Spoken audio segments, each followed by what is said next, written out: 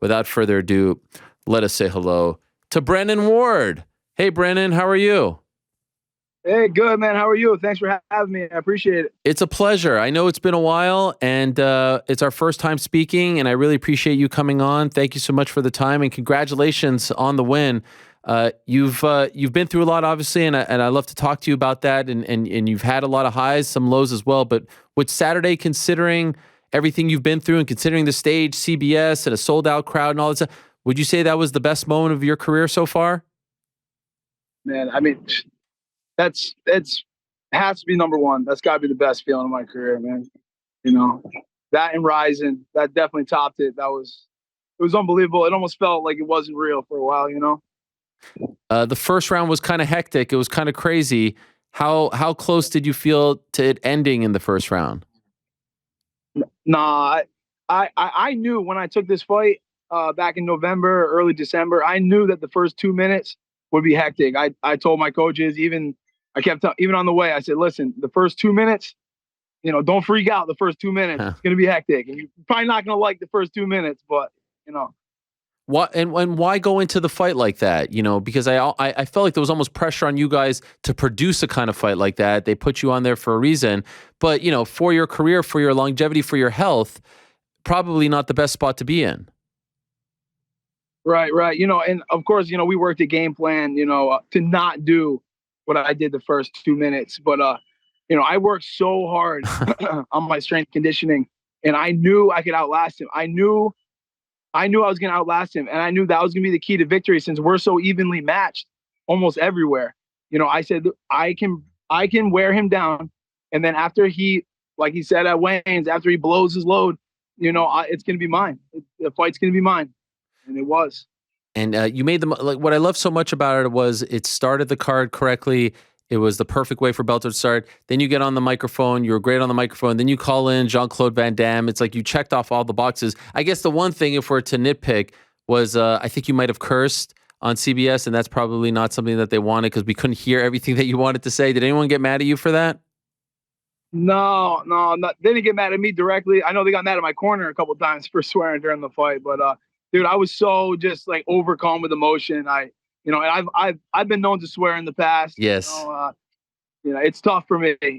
We're up here in New England, dude. We don't have, sometimes we swear. Yes. No, I hear passionate. That. I hear that. Now, what's your connection to Jean-Claude Van Damme? Man, so my friend Mighty Matt, last year when I was, I was like, dude, I want to make a comeback, but I don't know how to, re-enter this world. And my friend Mighty Matt, he was running high rollers, and I started talking to him, and he's like, listen, dude, he's like, if you want to grapple in 2 weeks, he's like, I'll give you a good matchup in 2 weeks. And I said, let's do it. I went out there, and, I've been friends with Matt for a long time. 2016 or 17, I've been friends with Matt, and he's real good friends with Van Damme, and he showed Van Damme some of my highlights, and Van Damme was like, hey, I like this guy, and, which I couldn't believe because he's Jean-Claude Van Damme, Yeah. And, so Mighty Matt, my boy Mighty Matt, put me on to him. Well, it's an incredible story, like I was saying before you got on, because we remember you. You're one of the Bellator OGs. You've been there since Bellator 81 in 2012. You've been a big part of the promotion, especially all those events in the Northeast, in Connecticut, at Mohegan Sun. And then 2017, you just kind of disappear. And then you resurface last year, almost 5 years later. In 2017, after you had that last fight against Fernando Gonzalez, why did you disappear? Obviously the story's been, highly publicized. I'll kind of give it to you quick in, my own words. So in 2017, and in the couple years up to that, really since the tournament and since the title fight, I wasn't living right, man. I was using a lot of drugs. I was drinking a lot. I was involved in some stuff that wasn't, I was living a life that I shouldn't have been living, man. And trying to mix that with the pro fighting and balance it, I couldn't do it. And, I felt like I didn't deserve to be where I was at. I didn't deserve the opportunity to be fighting, where guys would kill to fight on these main cards of Bellator, man. And here I am not training, doing drugs, wrapped up in a whole different lifestyle, man. And I walked away. I had myself convinced that I didn't want it anymore, because I couldn't get it together. I couldn't train. I couldn't put the drugs down. I couldn't stop partying. I couldn't walk away from that life that I needed to walk away from to come back like I did last year. So I said, fuck it, dude. And I quit, When were you first introduced to drugs? How old were you? I was a kid. I was young. I was a kid, real young, early high school, Early real high early. school. So like what, 14, 15, something like that? 14, 15. Yeah. And what was it at first? Like marijuana or something? No, it was. I mean, the town I'm from, it's a big drinking town. It's a Okay. partying town. All real blue collar people, and we partied, man. My town was known for drinking, and so I smoked a little bit of pot. I drank, obviously, but I found opiates when I was 14. Okay. I had a friend of mine who had a surgery, and I remember the bottle. I remember seeing oxycodone on that bottle, and seeing that on the news. Oh, this is what people this is this is what people are addicted to. This, like, what is that? And I took a couple of those. I'll never forget the day I took a couple of those. Me and my boys, we went out to eat. A couple hours later, I took so many, I threw up out back. And then once I threw up, I felt it was the best feeling I ever felt in my whole life. It was like Really? that mix. Yeah, and it was off. It was off and running from there. The throw up Not was the best feeling. necessarily being high. Being high Okay. in those opiates was the best feeling I ever felt. Wow. Sad to say. Yeah, sad to say, but it is what it is. And now, I mean, this is before you even become an MMA fighter. So while you're coming up in Bellator, you have all those fights up until 2017. You're doing this while you're fighting as well, because you're always in tremendous shape. It always looked like you were ready to go, but you were always doing that? I mean, sometimes I could put it down for a camp. Always in between. Always, always. If I didn't have a fight coming, say I was, if I had just fought and I had some downtime, it was guaranteed I was getting high. And then, once in a while, I'd have a fight coming and I was able to put it down. And then I'll be honest, there's a lot of fights I couldn't put it down. And I was using right up to the fight, right up to the day, What would you say was rock bottom? Um, being in jail, for my daughter's first birthday, first Christmas, first New Year's, I'm in jail. We're on lockdown. I can't even call her. I can't even call my family, and and I'll right there and then I'm never doing. I can't do this anymore. This is it, man. I'm not missing another birthday. I'm not missing another Christmas. I'm not doing that. This life is done. I'm done with this. And That was it, man. what year were you in jail? I was in jail from 2019 into 2020. Oh, wow. Yeah. And for what? Do you mind me asking? Yeah. Well, the initial charges was I actually have a felony assault on an officer, and then I was in prison because I violated probation. I took a deal on that, and I was on probation. I violated probation multiple times, and they got sick of my shit and they put me back in. So Wow. Was it for a year? no. I just did a couple months. It was the end of 2019 into 2020. Actually, right when the coronavirus was hitting. Oh. So we were actually, a lot of us were able to get out early. Oh, wow. So you got out because of the coronavirus?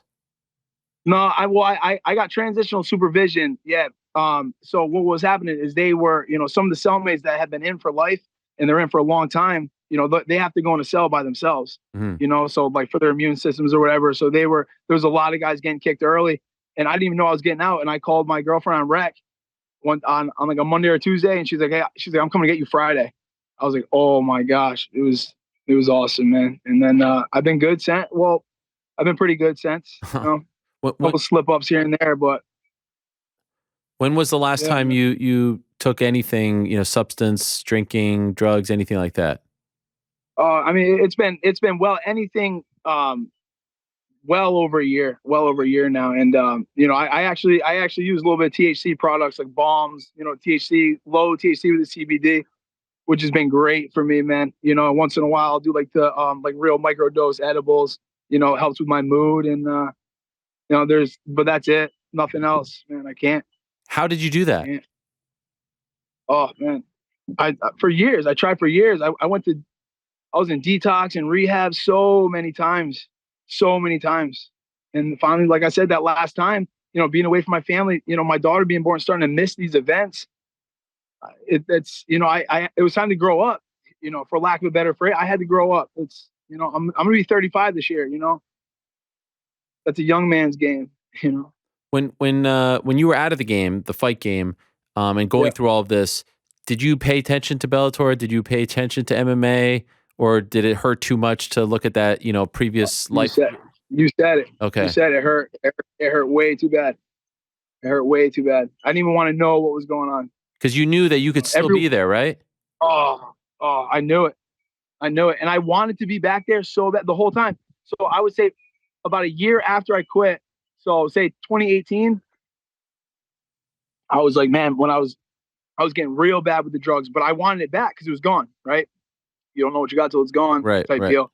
But it just seemed so out of reach. Like I was so bad. I was just down the worst path.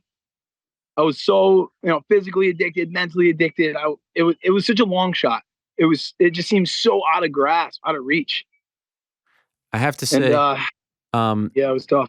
Nolan King of MMA Junkie wrote an incredible feature on you. I would urge anyone, like, we're not, I'm not even doing the story justice. And I honestly kind of feel bad asking you some of these questions because I'm sure you've had to tell them over and over again. And so I'm sorry. That's fine, man. I'm sorry for making you relive some of this. But Nolan King of MMA Junkie wrote a great story. And there's even like a mini documentary that they put together. And I urge anyone because it really drives home what you've been through and had to overcome. There's one story that kind of got me, as a father of a daughter as well. I think on your daughter's, you said you missed her first birthday, but early on there was a big moment in her life and you were looking for, was it her christening or something that you were looking for drugs? You weren't there? Yeah, her baby shower. She Her wasn't baby even born. shower. She wasn't even born Sorry. yet. Yeah, baby shower. Yeah, the baby shower. You missed it? Yeah, I showed up, but I was late and I didn't help set up, and I was dope sick. I woke up, couldn't find my phone. I couldn't find it. I was sick, and there was just no other. There was no, not like, well, hey, let's go set up and I'll get some. No, I'm getting something now. You guys can set up. I'm telling you, listen, it does something to people. It does something to people. It changes your morals. It changes. That comes first. That has such a hold on. It has such a hold on you, and it's scary, man. That is a scary thing, And that's why, So I don't mind when you ask me these questions, dude. I feel the conviction that I need to. This has to be known. My story has to be known. Since the fight the other night, I've been nothing but on Instagram trying to answer people. It's so many people. I'm stuck, man. I don't know what to do. I'm like, I know you don't know what to do. I didn't know what to do. It's the scariest thing. You need it. You need it like your car needs gas. You need it like you need air. Or you're sick. You are legit sick. You're gonna have the flu in 1 hour. If you don't have it, you're getting sick and you can't function. The anxiety, the sweats, your skin is crawling. So how does one get out of that? Man. Like, I can't even imagine. How do you turn the corner? You got to go to detox. You got to get away. So many times I try to do it myself, and so many guys try to do it themselves. You can't do it yourself. You got to get away from everything because it's too easy. It's too easy to get a hold of for guys who really use like me. You know where to get it. You know where to go. You don't even need a phone. You show up, and it's quick. It's done. Boom. You get it and you feel better instantly. You have to be so far removed from that. I had to go away. Multiple times. I've been to rehab 3-4 times, 5 times. Wow. The last place that you went to, like, what was? Do you want to give them a shout out? The last stop on the rehab. Yeah, I think the last one I went to was it was in this one was in Cape Cod. Okay. In Cape Cod. It was called RCI, Recovering Champions. And they actually have a network, they own like the same owners have a couple of different facilities. And I made the tour. I went to a couple of different inpatient spas, one in Quincy. Then the next year I had to go back to a detox, go to the one in the Cape. Yeah, but and then you got to stay away. You have to stay away for a while. And that hurt my daughter. I had my daughter when I was doing that too. Wow. And I'm going again. Now I'm in rehab again. It's like, oh man, over and over and over. It's. Was there ever a point where you thought you wouldn't get out of the cycle, that, this was going to be your life? Like, did you? Yeah. Yeah, absolutely. Absolutely. When it's got its hooks in you so deep, you can't, you don't see, that's what I was saying before. Like I wanted my family back. I wanted to fight again.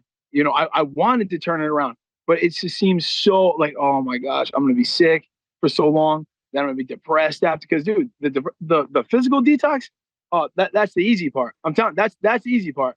A lot of guys, you run out of dope, you run out of money, let's go to detox. Right. You know, the spin dry. They call that just doing a spin dry. It's the months after, the year after, where you're those chemicals in your brain are not back yet, dude. You're depressed, you're anxious. I used to think I was gonna have no energy to do anything without it. I can't work without it. I can't play with my daughter without it. I don't want, and we gotta go ride bikes. Oh my gosh, how am I gonna do this? I'm telling you, and your brain is telling you that you need it, yo, man. Yo, just get some. You'll be good. We'll ride bikes, all right. You know, and so many times I did. Are you kidding me? I would be so high playing with my daughter, dude. You know, and people, you want to think I'm a bad parent for that? Think what you want about me. You know, people can say what they want about me. If you haven't been there, then you don't know what I'm talking. If you've been there, you know exactly what I'm talking about. That you don't want to do anything unless you have that. Want to work a 12-hour day welding, dude? No. I gotta be high. And this is months after, and you still have that in your brain. Dude, you're tired. It's bad, man. It takes time. It takes time, so much time to come back. And does it ever creep in again? Like that, if that feeling, that itch shows up, what do you do to get it away? So and listen, I'm never out of the fight. I'm not gonna say I'm never gonna say I'm out of the fight, but I'm enough removed from it now that like I have my natural self is back. Okay. You know, my natural energy is back, man. I enjoy doing things again. I enjoy, you know, all we do is play. Me, my girl, my daughter, all we do. We're just at the park now. We just got home. Like, I have that back. And you have to tell yourself it's gonna come back. And I used to hate, I'd be in rehab. Oh my God. People like, it gets better. It gets better. I'm like, dude, shut up. Like, no, it doesn't. But it does. And it really does. And that's what I was telling guys all last night and the night before and today. I'm like, it gets better. I promise you it gets better. And I make sure I tell them, I hated when people said that to me. Yeah. I hated that. Like, easy for you to say, dude. Easy for you to say. But a lot of people are telling you that have been there too. And it does get better. But your brain is telling you it's not getting better. Your brain's telling you it does get better. I got one way to make it better. There's one way, you know? So when did you start to feel like, wait a second, I could get back to Bellator. I can get back to MMA. I could be a pro athlete again, an MMA fighter. When did that start to happen for you? So last year, so Matt had me out at High Rollers last December. I think it was either December 11th or December 16th. And to be clear, that's of 2021, right? Going into 2022. Yes. Yeah. Yep. Exactly. Yep. So a little over a year ago. And, you know, and up to that, I was working full time. You know, I've been in the union for a long time as well. And I was working and training, you know, and the guys at work started seeing me training more. And I started feeling better, you know, and now I'm back to wrestling with the college kids. And I'm going around, I'm doing some sparring at the local gyms, and I'm still lighting guys up. And I'm like, dude, I got this still. And I was very, very honest with myself. I said, listen, if I don't think I have it still, if I think I'm losing a step, if I think that I can't compete with these top guys, I'm not going for it. I don't need to. I love my job that I have. I make a great living for my family, but I can do it. I am still at the top of my game. I haven't lost a step. Dude, I give these young college boys, we go at it, man. Any of these young kids, I'm right with them. If not faster, stronger, bigger, dude, I'm there. So you start to do that, and what happens? You call up Bellator? No, I called Mighty Matt, my boy Matt, and I hadn't talked to him. So I stopped talking to Matt when I fell off. I stopped talking to everybody. When I disappeared, I cut the line to everybody. And a lot of guys, I wish you called me. You should have stayed in touch with me. Dude, I didn't want to talk to anybody. I don't want to talk to you. And tell you what I'm doing? Tell you how I'm doing? You don't want to know how I'm doing. I don't want to know how I'm doing. You know what I'm saying? So when I started getting real right again, you know, I called Matt, you know, because I follow High Rollers, and I love the idea of it, you know, and there's a lot of good guys in it. I said, dude, if I could jump on one of these competitive, you know, grappling events, maybe I can get seen. And, you know, and sure enough, man, Bellator saw it. Wow. You know, and they called my good friend Dave Thomas, and you know, he manages me. He's like a brother to me, a brother, father. He's as tight as it gets. And Bellator said, what's up with Brennan? What's he doing? Is he grappling? Does he want to fight? And just like that, man, it was on. I fought 2 months later, and fucking rest is history. How did you feel going into that first fight last February? So a year ago almost now. After 5 years away, after everything you had been through, jail, rehab, multiple rehab, like what were you feeling in the locker room? Because by the way, I watched the mini doc that Nolan MMA Junkie did on you, and he was asking you questions in the locker room before the fight, and you were pretty short with your answers. Like it seemed like you were antsy. I mean, obviously everyone's antsy before a fight, but you had been through so much. So how are you feeling? Yeah. It was a crazy mix of emotions, man. It was a wintry mix, dude. So, I obviously, because the hole I put myself in those years, I wasn't able to train. Like I wasn't able to train full time. I worked right up. I took like a week and a half off before my fight last February, my fight last June. I took maybe a week and a half off. Wow. I might have took 2 weeks last February, but dude, as far as strength conditioning, none. Dude, I'm up at 4:00 in the morning to go to work. So I would just get in the gym, spar when I could. My training was pretty much just me going from work and then going to spar. Maybe go to work, go wrestle a couple days up at JWoo. You know what I'm saying? So I might have wrestled 3 or 4 times last year, and I probably sparred, a handful of times. My boy Greg Rubello, he's my coach. He came down a couple times, but like nothing like I should have. So in the back locker room, I'm like, that starts going, that for me, I'm a huge mental guy. So that goes through my head. I'm like, dude, well, I really haven't been training like these other guys train. But then I'm like, dude, I put myself in that position where I can't do that. So, we're here. Let's go. And that's that, dude. Yeah. And I felt, so to answer your question, I guess I felt all kinds of ways about it. I knew I was going to go out there and win. I knew that. I knew I was going to fucking win. I was bound and determined. And they're waving at me out the window. Who's that? Your daughter? No, I just saw my girl. I'm sure my daughter's right behind her. She's in tow, I'm sure. And so so just a couple things were creeping in. I'm like, and you got to chase them out. But I was good. I was determined, dude. I was gonna knock that dude out. So. Are you still working? No, I haven't worked since after Thanksgiving. When I agreed to fight Sabah, I said I'm gonna do this right, and I'm gonna do this right. That way. Because Bellator, I've been with Bellator so long, man. They're very, very good to me. They're pretty much like, hey, like, what do you want to do? You want to work full time and fight a Mohegan a couple times a year? Well, fight some middle of the road guys. Shit, they were gonna let me pick my opponent last December. They did let me pick my opponent last December. That didn't work out. But I got her and whatever else and some opponent stuff. But then the opportunity came up to fight Sabah on CBS, and my manager's like, listen, dude. If you're doing this, you're going to fucking train. And I was like, you know what? I will train that way. Now, I said, listen, when I'm older, I want to know that I went for it, that I didn't, when I came back and I was still physically in my prime, dude, I went for it. And whatever happens, happens, dude. But I'm going to go for it, And so now you're done working for now? You're full time? No, I was supposed to go back today. Okay. I was supposed to go in tonight. But, okay. What is... I got to do a couple things and... What's that? What is the industry that like? What's the work that you're doing? Oh, well, construction. I'm in construction. Okay. Yeah. All right. So you're still going to do that? Mm-hmm. Yeah, I think as of right now. That's wild, man. You were just fighting on CBS, and then you have to go to like. Do the guys know what you do? I'm assuming they're your boys, right? Yeah, they know. They know. These guys know what I do. Oh yeah. They're always at. They've been at the last fights at Mohegan. Yeah, these dudes are wild. These guys are. Yeah, these are some wild. These are different breed. What we do is kind of gnarly, and these guys are cut from a very different cloth. We're not your guys. We're not the construction guys you see on building little houses on the side of the road, dude. We do heavy. No, we do heavy stuff, man. We work with cranes. We work with heavy steel, heavy iron. Dude, we do some real dangerous, gnarly shit. So. Do you foresee a day where you could just train MMA, like really go for it and take a break from the working, or you don't want that life? I mean, I honestly, I'm going to be so honest with you. I don't even know right now. This all happened, with Sabah. I was so focused on beating Sabah, that I really didn't think too much. I said, yeah, after that fight, I'll go back to work. Like that was just like my default. Yeah, sure. We'll go back to work after. Right. But maybe now what? Maybe now. I don't know what the next fight's going to be. I don't know when they want me to fight again. I'm healthy. I feel good.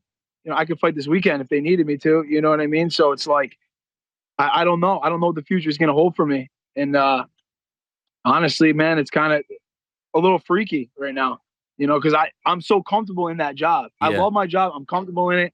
It's like, dude, go work 40, 50. You want to do 60 hours a week? Let's do it. To make some extra money, get some good OT. You go home to your family. Now it's, and that's comfortable. That's very comfortable. I stepped out of my comfort zone these last 2 months and trained hard, and I don't know what the future is going to hold for me. Is it fair to say, like, because your comeback fight was February 19th, so it's February 6th, almost a year ago.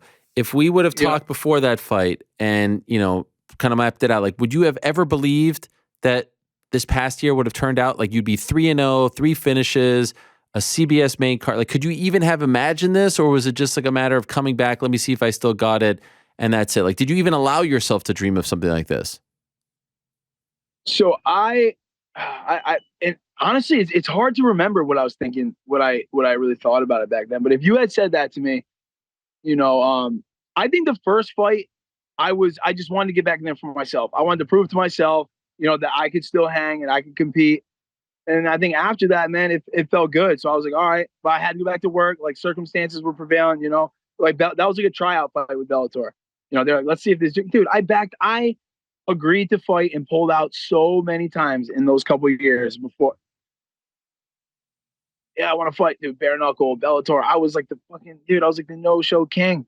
Yeah, I'm gonna fight. He's gone, disappeared again. No one's heard from him. I would just turn my phone off, get a new number, turn it off. Nobody would hear from me. So I'm sure Bellator, and rightfully so, was probably like, okay, let's see. Yeah, you want to fight? Come on, let's go. Let's see if he's even gonna show up to this fucking thing. And I showed up, and it felt good, and they signed me after. And in June, in the fight in June, I still couldn't train full time. I had to provide for the family. And then I was able, but because I was working, I was able to put those checks in the bank and live off my union money.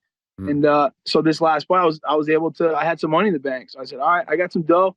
Let's train. Let's give this thing a run. How many different numbers have you had in the last 5 years? Probably 30. Wow. Maybe 30 numbers. Yeah, a lot of numbers. A lot of burner 20 phones. or 30. A lot of burner phones. Oh, yeah. Oh, yeah. Man. Yeah. What a story. Yeah. It's unbelievable. And, to see you come all the way back and resurface like this, there's got to be a part of you that's like, how far can I go here? You're talking about a title shot. Why not? Right? Yeah. Why not? I know I can do it. I did it when I was a kid. I fought for the belt when I was a kid, man. When I fought Shlemenko, I was a kid, dude. I came on like out of nowhere, and I started fighting because I was in college, dude, and needed money. I turned pro. Wrestling season was over. My parents were like, hey, bro, get a job, and I was like, oh, I could make a couple bucks fight. I was still in college. I was still in college when I signed with Bellator. I was in college, my first Bellator fight. Wow. None of that was supposed to happen fast like that. It just happened. Boom, I'm fighting for a title. So if I did it then, I can do it now. I know I can do it. I know I can. And I know I sort of touched on this earlier, but just curious, like, at the post-fight presser, you spoke about everything you've been through. Here, I'm asking you about everything you've been through. Yeah. At any point, you feel like, man, I don't want to be, like, I don't want this to be me, or do you feel like this is just a part of your story and you could turn it into a positive and you could be that inspiration for other people? Because I feel like every time you do an interview, this comes up. Yeah. So, all right. So, like, this is always going to be who I am. Okay. It's always going to be a part of who I am. This helps to define me, a lot of things about me, and and I always want to be, I want to be like a beacon of hope for people who felt that disparity that I felt, so I always want to be accessible to people. So I don't want this. I really don't. And I don't think it will go away. I don't want it to go away. I don't think it will go away, but I know I'm a good enough fighter that people can also go, yo, and he fucks dudes up. I mean, like I said, I always I'm halfway joking, I'm #1 finisher of all time, but I do have the highest finish rate in Bellator for somebody with as many fights as I do. I have 100% finish rate. I've only gone, 17-6. Dude, I've gone the distance one time. Oh. One time in my life. That's because I broke my hand like 30 seconds into the fight. I can't even throw a right hand, so I just tossed the dude around. Dude, you can't deny that about me. You can't deny either. You can't deny either part of me, man. I'm gonna be the beacon of hope for people, and I'm the dude that can fucking maul you. And those, you can't deny any of those facts. And does it ever you know? feel overwhelming? You said like all you've been doing the last couple of days is writing people. I'm sure there's a ton of people watching this and being like, man, I can't get out of this rut. I can't do that. I can't. And so these people write to you and want to know the answer and want to know how you do. Like, is that overwhelming to have to talk about it and answer it and be that role? It's one thing to talk to me about it and I'm just trying to find out, Right, but like right. someone who was you a year ago or 2 years ago, Yeah. what is that like? So no, it's not. No, it gives me I get a little anxious doing it because there's so many people I want to get back to. Yeah. And so I'll message someone back and like I'll scroll down and be like, oh fuck. Oh, it's like, oh, so many more. Oh, back to the top. Like that's the only, not like, oh man, these fucking, I don't feel like talking to these people. Okay. You know, and like I do it when my daughter's sleeping. I haven't slept really since the fight. I put my daughter to bed last night and I got on the phone and I'm talking to guys. You know, she was at school today. Me and my girl were driving around doing errands. I'm on the phone talking to people all day, you know? And so I'm trying, if you are watching this and you're trying to get at me, give me some time and I'll get back to you. And I'm trying to figure out a way what, you know, I was talking to Mighty Matt and Mighty Matt's like, dude, just keep it nice and simple, dude. Do like a FaceTime thing where people can come and, you know, and ask, you know, and, you know, ask you for your advice. And he's a smart dude, man. I take a lot of what he says to heart, man, because I saw what he did with his life, man. Right. You know, a lot of people don't know about him and it's not my story to share, but that dude has an equally as gnarly story. And I watched what he did at High Rollers and I watched what he did with Game Up. And when I went out to High Rollers, I watched how he worked.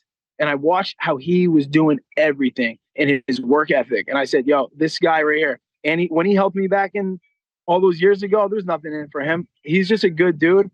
And I only want to be surrounded by guys who are like him. You know what I mean? Who are like that. And so, you know, getting back to the point, you know, I want to have somewhere where it's easier for me to talk to more people at once. Right. You know? And in a way, it kind of keeps you accountable, right? Because like if you're telling people what to do, 100%. right? Now you can't almost like, not to say that you owe them anything, but you can't be giving people advice if you're doing the opposite, right? So now that it's a public story, you can't be hiding in the shadows. That's the worst. Yeah. Right, exactly, because that's the worst. Taking advice from people that you think are being genuine with you and they're not practicing what they're preaching. Right. Oh, dude, that's hurtful. That killed me when I was trying to get right. And there was people that I would put my trust in and they're telling me what to do and I'm taking what they're saying to heart and I'm trying to live the way they're telling me and they're not living that way. Dude, oh man, it's like heartbreaking, dude. You're like, oh man, this is such a hard thing to do and I'm putting my trust in you, my faith in you, and you're not doing what you're telling me to do. Yeah, fuck you. So yeah, so I'm not gonna. No, I'm here, man. I'm here and I'm clean. I'm sober. And I don't have any plans of ever going back to that life, man. So I want to help people. You know, I think that's why my life is going the way it's going, man. There's something bigger than me. It's bigger than Bellator, dude. It's, you know, this is life and death. This is a real problem, man. It's a real problem. There's a former basketball player who was a star at Fresno State. His name is Chris Herron. I think he might actually be from the Northeast. There's a 30 for 30 on him where he went through a similar thing and now he talks to people. I don't know what he's doing recently, but like I could foresee a life like that for you where you talk to people who are going through a similar thing. I almost went to his rehab facility one time. Wow. And I didn't have any money at the time, dude. I was on my ass, dude. I couldn't afford it, but yeah, man, I look up to him too, man. You kidding me? He's, you know, he played for the Celtics, dude. Yeah. From New England, you know, we love the Celtics, and you know, he was as bad as I was. You know, he was just as bad as me, and I watched what he did, and yeah, I'm definitely a fan. I'm a huge fan of him. So. Well, I'm a fan of yours, man. It's a great story, it really is, and you're an inspiration. And I hope that you continue down this path for yourself, for your daughter, for your girlfriend. I mean, it's a beautiful thing to see, and especially to see someone like you, what you've been through on CBS on a platform like that, succeeding next to Jean-Claude Van Damme, like one of the faces of martial arts. Surreal stuff, yeah. Beautiful stuff. So I really do hope that you can keep building and keep improving and keep on this path, stay clean, and maximize your potential. Let's see how good you can be. Let's see how far you can go. Because let's do it. Thank you, man. Thank you. Go for it. So I wish you nothing but the best. Thank you for coming on and sharing your story. Appreciate it very much, and I can't wait for the next one. Of course, man. Thank you so much. I really appreciate you, man. I really, really do. All right. All right. Take care. There he is, Brennan Ward, Bellator fighter. What a story. How could you not root for that guy and hope that he's able to turn his life around and be as positive and successful and, you know, be a productive part of society for himself, for his family, for his daughter. That's an incredible story.